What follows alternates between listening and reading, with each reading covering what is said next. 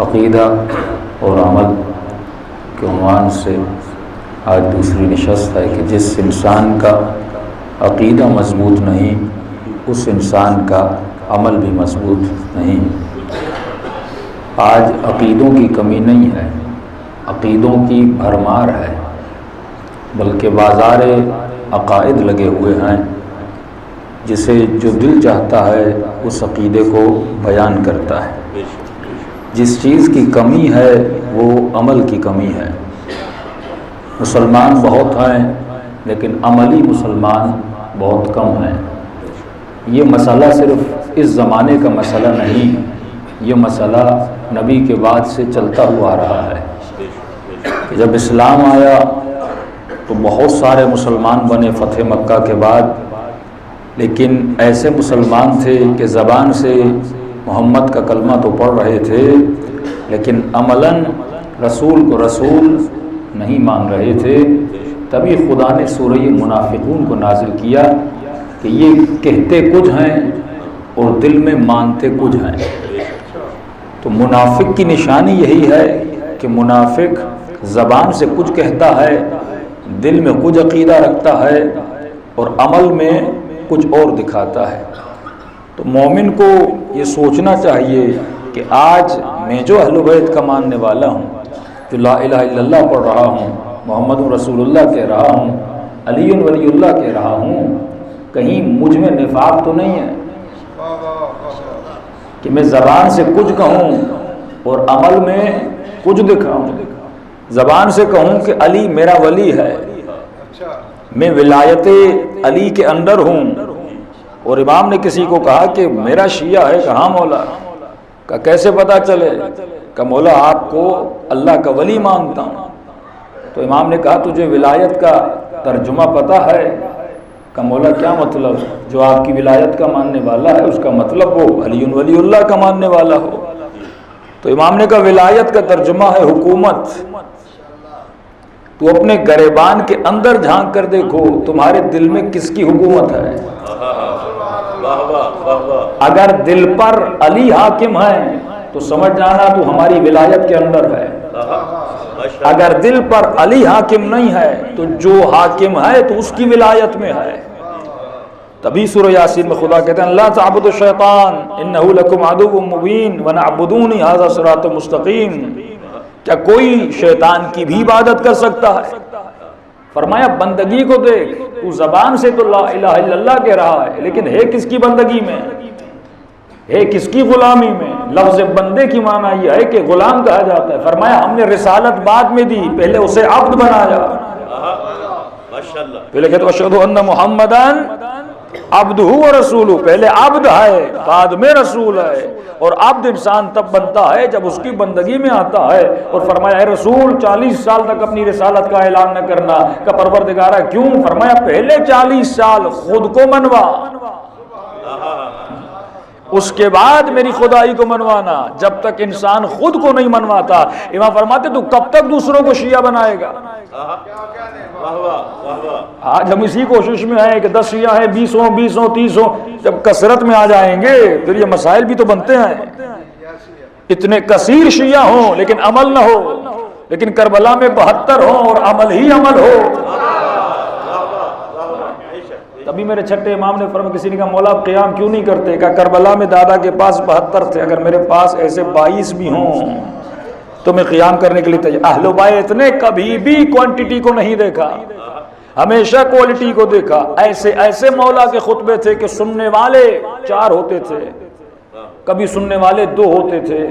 امام نے کبھی پرواہ نہیں کی کہ میں مجلس پڑھوں تو سننے والے ہزاروں ہوں۔ فرماتے تھے اگر 2 ہوں تو ایسے ہوں کہ مالک اشتر بنے، 2 ہوں ایسے ہوں ابو ذر غفاری بنے، کیونکہ 1000 لوگ لیکن اگر بے عقل ہوں، بے عقیدہ ہوں یہ بدتر ہیں، لیکن اگر ایک ہو اور با عقیدہ ہو اور با عقل ہو، یہ ایک پوری بستی کو علی والا بنا دیتا ہے، اور وہ ہزاروں رہ کر جائیں تو کچھ بھی نہیں کر سکتے۔ لبنان کے شیعہ علماء فرماتے ہیں کس کی تبلیغ کا اثر ہے؟ یہ ابو ذر کی تبلیغ کا اثر تھا کہ پورا جنوب لبنان شیعہ بنا۔ ایران میں اتنا بڑا انقلاب آیا، ایک خمینی بنا اس نے پورا انقلاب لا دیا.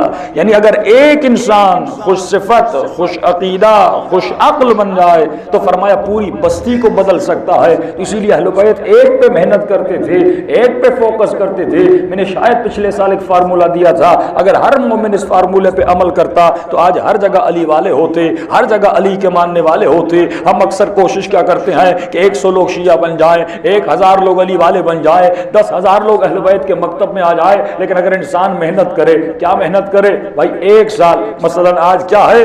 آج 12 محرم ہے. آج آپ عہد کر دیں کہ مولا اس 12 محرم سے اگلی 12 محرم تک 1 سال کا وقت ہے، میں اس 1 سال میں ایک بندے پہ محنت کروں گا، زیادہ نہیں، ایک پہ محنت کروں گا.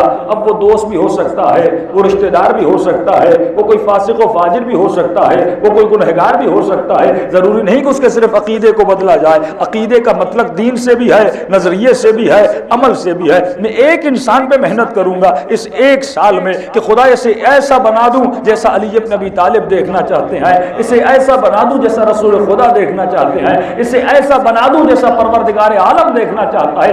1 سال میں ایک بندے پہ محنت کریں اور اس ایک بندے کو ایسا بنا دیں جیسا علی بن ابی طالب ہے. اگر اس مجلس میں آج 100 لوگ موجود ہیں اور یہ عہد کر کے مجلس سے واپس جائیں کہ ہم 1 سال ایک بندے پہ محنت کریں گے، جب اگلے سال یہی 12 محرم آئے گی تو یہاں سے 100 جاؤ گے، جب واپس آؤ گے اور 100 کو لاؤ گے.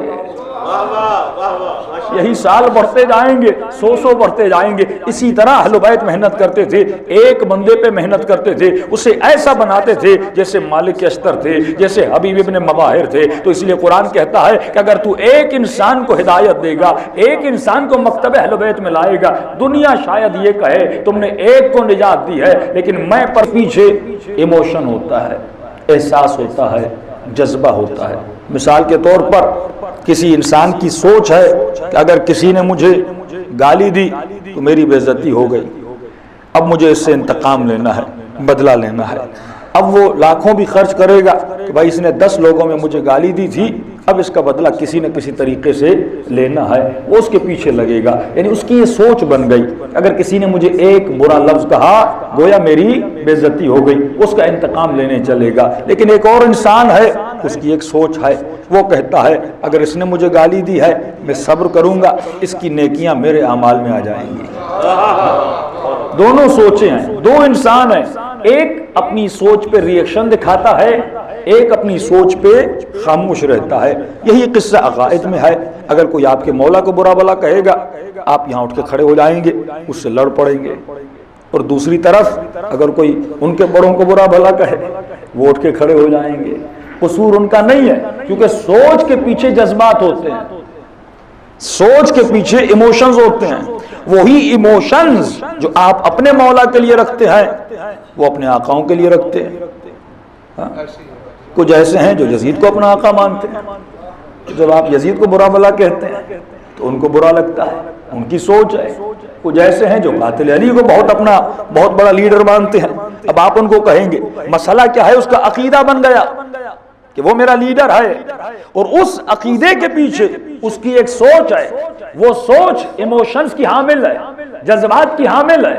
جب آپ جذبات کو چھیڑتے ہیں تو انسان ری ایکشن دکھاتا ہے. اب کرنا کیا ہے؟ جب تک سوچ نہیں بدلے گی تب تک ایموشنز نہیں بدلیں گے، جب تک سوچ نہیں بدلے گی تب تک جذبات نہیں بدلیں گے. تو ہم اگر کسی کے جذبات کو بدلنا چاہتے ہیں اس کی سوچ کو بدلنا ہوگا، اور بہترین طریقہ سوچ کو بدلنے کا عقل ہے. اس کا عقیدہ مضبوط نہیں جس کی عقل مضبوط نہیں.